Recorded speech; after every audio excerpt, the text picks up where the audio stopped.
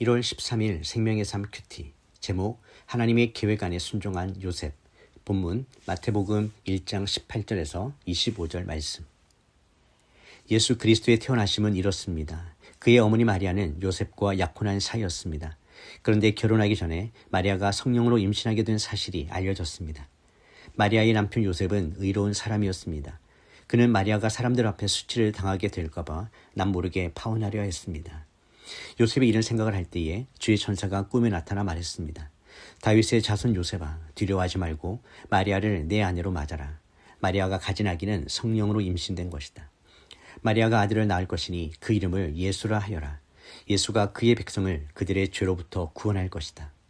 이 모든 일이 일어나게 된 것은 주께서 예언자를 통해 말씀하신 것을 성취하기 위함이었습니다. 처녀가 잉태의 아들을 낳을 것이요 그를 임마누엘이라 부를 것이다. 임마누엘이란 하나님께서 우리와 함께 하신다는 뜻입니다. 잠에서 깨어난 요셉은 주의 천사가 명령한 대로 마리아를 아내로 맞아들였습니다. 그러나 요셉은 아들을 낳을 때까지 마리아와 잠자리를 같이 하지 않았습니다. 마리아가 아들을 낳자 요셉은 그 이름을 예수라고 지었습니다. 본문 요약입니다. 예수 그리스도의 탄생은 사람의 계획이 아니라 하나님의 주권적인 역사로 이루어졌습니다. 약혼한 마리아가 성령으로 잉태한 사실을 알게 된 요셉은 율법에 따라 마리아를 고발할 수도 있었지만 의로운 사람으로서 조용히 관계를 정리하려고 했습니다. 그때 주의 천사가 요셉에게 나타나 이 아기가 성령으로 잉태된 것임을 알리며 이름을 예수라 하라고 명합니다. 이는 주에서 백성을 구원하실 분이라는 뜻입니다. 요셉은 하나님의 말씀에 순종하여 마리아를 아내로 맞이하고 아이가 태어나기까지 동침하지 않으며 아기의 이름을 예수라 짓습니다. 첫 번째 묵상입니다. 의로움은 옳음을 주장하는 것이 아니라 하나님의 마음을 품는 것입니다. 요셉은 마리아의 임신 사실 앞에서 큰 혼란과 상처를 겪었을 것입니다. 자신의 인생 계획이 무너지는 순간이었고 설명할 수 없는 상황 앞에 서 있었습니다. 그럼에도 성경은 요셉을 의로운 사람이라고 소개합니다.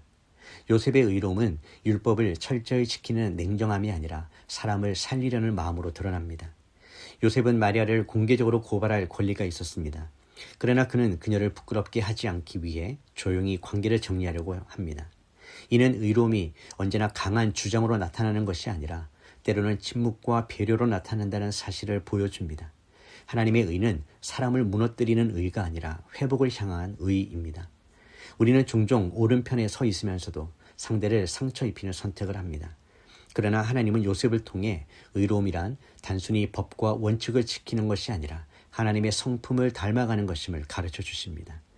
요셉은 모든 것을 이해하지 못했지만 최소한 누군가를 파괴하지 않으려는 선택을 했습니다. 하나님은 그 마음을 사용하셔서 구원의 역사를 이루십니다. 묵상 질문입니다. 나는 옳다는 이유로 누군가를 밀어내고 있지는 않습니까? 지금 하나님께서 내게 요구하시는 의로움은 어떤 모습일까요? 두 번째 묵상입니다. 하나님의 뜻은 이해가 아니라 순종 위에 세워집니다. 천사의 설명을 들었다고 해서 요셉의 모든 의문이 사라졌을 리는 없습니다.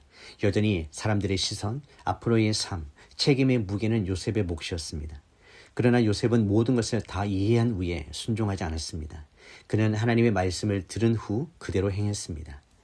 요셉은 마리아를 아내로 맞이했고 아이의 이름을 예수라 짓는 책임을 받아들였습니다. 이는 단순한 가정적 선택이 아니라 하나님의 구원 역사에 자신을 내어 맡기는 결단이었습니다. 예수님의 탄생 이야기에서 요셉은 거의 말이 없지만 그의 침묵 속의 순종은 매우 큽니다. 말보다 행동으로, 질문보다 순종으로 응답하는 믿음이었습니다. 하나님은 오늘도 우리의 인생에 이해하기 어려운 길을 허락하실 때가 있습니다.